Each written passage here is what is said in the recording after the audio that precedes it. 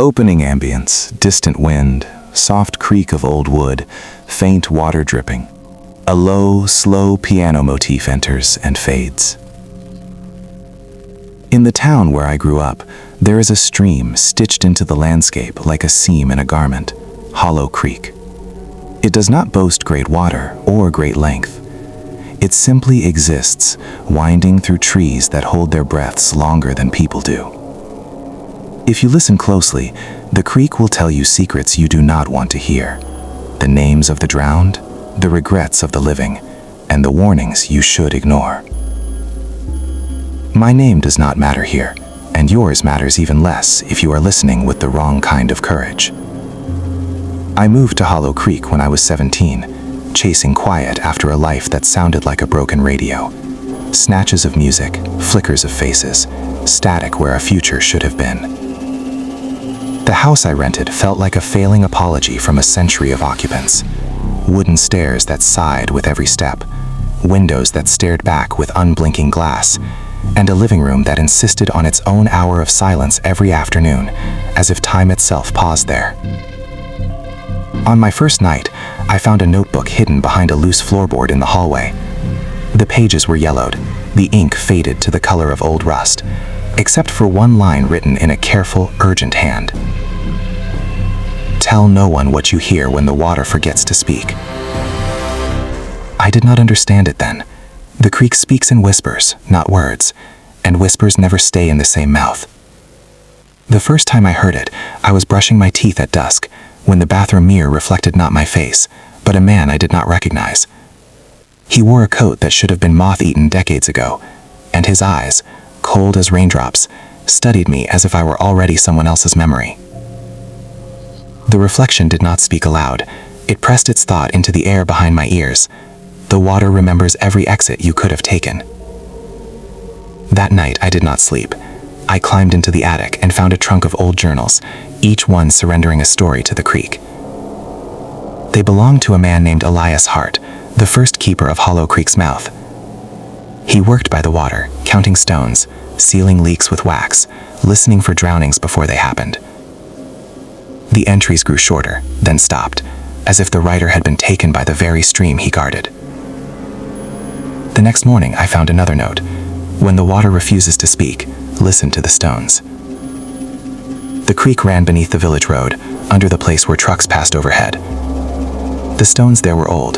They carried every footstep, every whispered argument, every promise of staying. If you pressed your ear to the ground, you could hear a moment suspended, a breath held before loss. That summer, I began walking Hollow Creek at dusk, following its curve through the trees like a broken thread.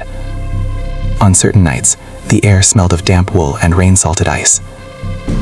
Beneath the surface, I heard a quiet chorus, the soft tapping of nails against wood, as if a village crouched beneath the earth, afraid to wake the world above. In the banks, I found impressions in the clay that looked like small human hands. They faded when touched, as if the creek chose when to reveal its stories. I left pins along the edge to mark where the water spoke loudest. Soon my notes began to resemble the creek's own handwriting, loops and spirals that no longer felt like mine. One night, as the sky emptied itself of stars, I saw something else besides the whispering water. A figure stood among the pines where the creek vanished into a grove of elder trees. Not a man, not a shape exactly, but a presence, dense and quiet, like velvet pressed over a room. It watched me with the certainty of something that already knew how my story would end. When I waved, it did not respond. It tilted its head, listening, and stepped forward. The prints it left in the mud were bare feet, too wide and too deliberate, as if the ground itself wore shoes. The figure spoke without mouth or breath, only as pressure in the air, like a bell rung a second too soon. It told me Hollow Creek does not keep time. Time keeps its promises here. It spoke of people who vanished, not dead, but eroded by the creek's patience.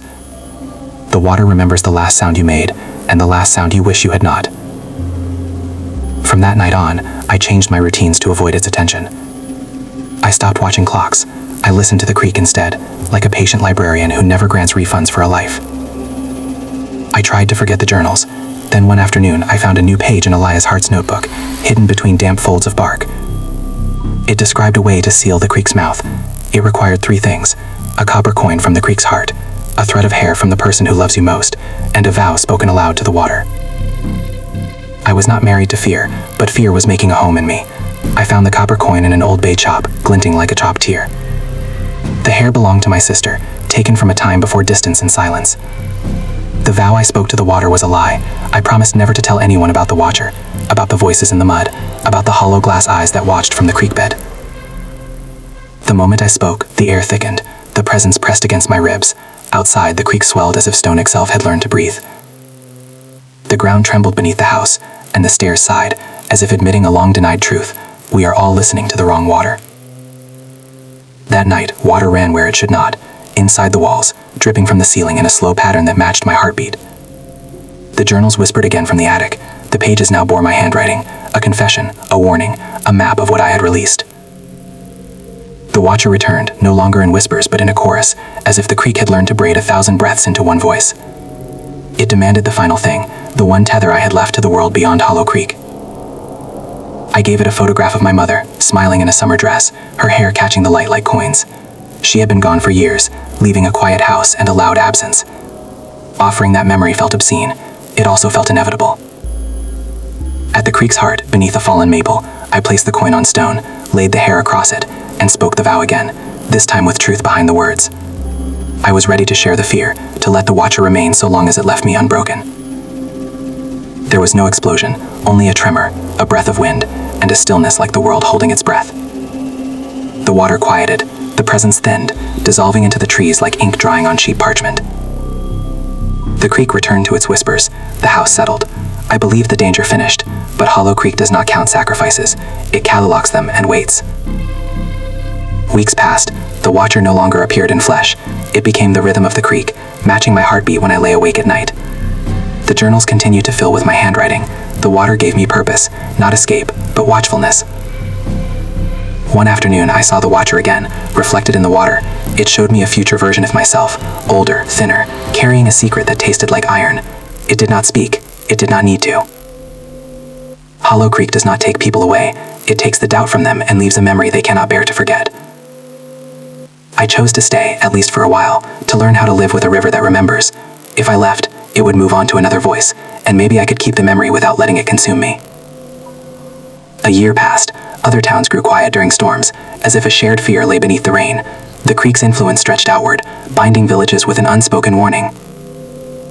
I received an unsigned letter warning me to tell no one what you heard when the water forgets to speak.